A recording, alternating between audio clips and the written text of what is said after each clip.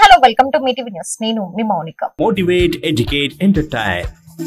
మహబూబ్ నగర్ జిల్లాలో సోమవారం నాడు కలెక్టర్ కార్యాలయంలో నిర్వహించిన ఉమ్మడి మహబూబ్ నగర్ జిల్లా రివ్యూ సమావేశంలో పాల్గొన్న జడ్చర్ల శాసనసభ్యులు జన్నంపల్లి అనిరుద్ రెడ్డి. ఈ సందర్భంగా ఆయన మాట్లాడుతూ జడ్చర్ల కేంద్రంలోని 100 పడకల ఆసుపత్రిలోని మౌలిక వసతుల గురించి అధికారులకు వివరించారు.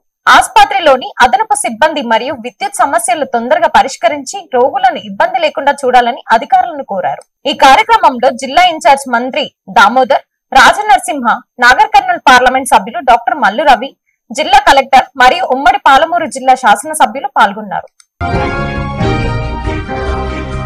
గురుకుల హాస్టల్స్ లో బీర్ తాగుతున్న మహిళా ప్రిన్సిపల్. హాస్టల్ కేర్ టేకర్ తో కలిసి ప్రిన్సిపల్ శైలజ అసాంఘిక కార్యకలాపాలకు పాల్పడుతుంది. సూర్యాపేట జిల్లా బిల్లెంల సాంఘిక సంక్షేమ గురుకుల మహిళా డిగ్రీ కళాశాల హాస్టల్లో రాత్రిళ్లు గదిలో ప్రిన్సిపల్ శైలజ మరియు కేర్ టేకర్ అసాంఘిక కార్యకలాపాలకు పాల్పడుతున్నారని, మద్యం ఎందుకు సేవిస్తున్నారని అడిగితే డిగ్రీ విద్యార్థులను కూడా చూడకుండా స్టూడెంట్స్ ని కొడుతుందని బాలికలు నిరసన తెలిపారు. విద్యార్థుల నిరసనతో సూర్యాపేట జిల్లా బాలెంల సాంఘిక సంక్షేమ గురుకుల మహిళా డిగ్రీ కళాశాలలో ఉద్రిక్తత ఏర్పడింది.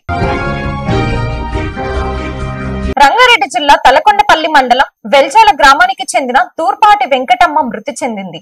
గ్రామంలో బీఆర్ఎస్ నాయకులు మాజీ ZP co option member Rahman ద్వారా విషయం తెలుసుకున్న ఉప్పల చారిటబుల్ ట్రస్ట్ చైర్మన్, మాజీ Telangana mission Bhagiratha vice chairman, Talakondapalli మాజీ జెడ్పీటీసీ ఉప్పల వెంకటేష్ వారి కుటుంబ సభ్యులకు ప్రగాఢ సానుభూతి తెలియజేస్తూ 3000 రూపాయలు ఆర్థిక సాయం అందించారు. ఈ కార్యక్రమంలో రెహమాన్, మాజీ సర్పంచ్ బాలకృష్ణ, గణేష్, సంపత్, ప్రశాంత్ తదితరులు పాల్గొన్నారు. Thanks for watching. చూస్తూనే ఉండండి మీటీవీ న్యూస్.